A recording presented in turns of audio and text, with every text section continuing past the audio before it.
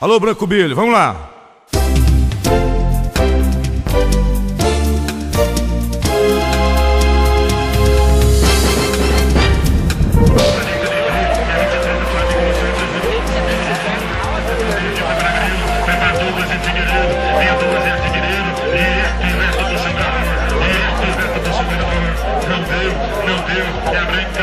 O rodeio começa a partir de agora.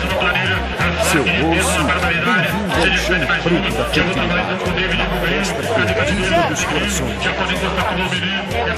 Ou de peão, tem gente que chama de vaqueiro, e tem gente de longe que chama de cowboy.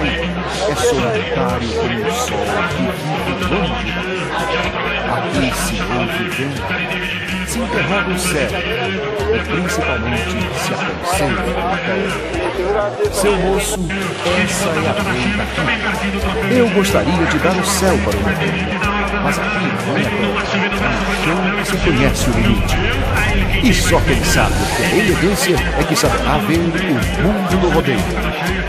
Narrando, comentando, participando e emocionando, Marco Brasil.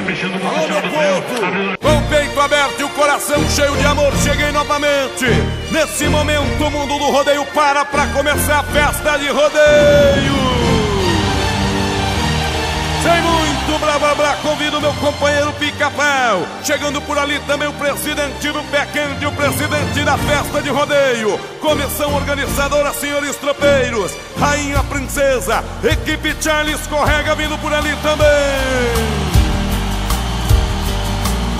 Vem chegando também o juiz de rodeio competente, homem de grande responsabilidade para os trabalhos.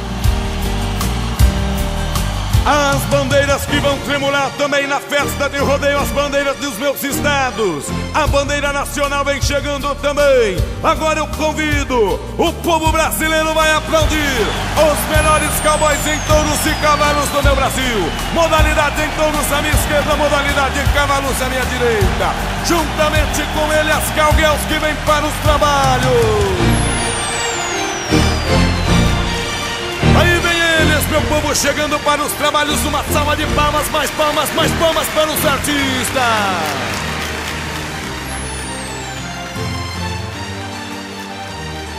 Bem, senhores cowboys, novamente é hora de trazer o chapéu no peito e levar o pensamento a Deus.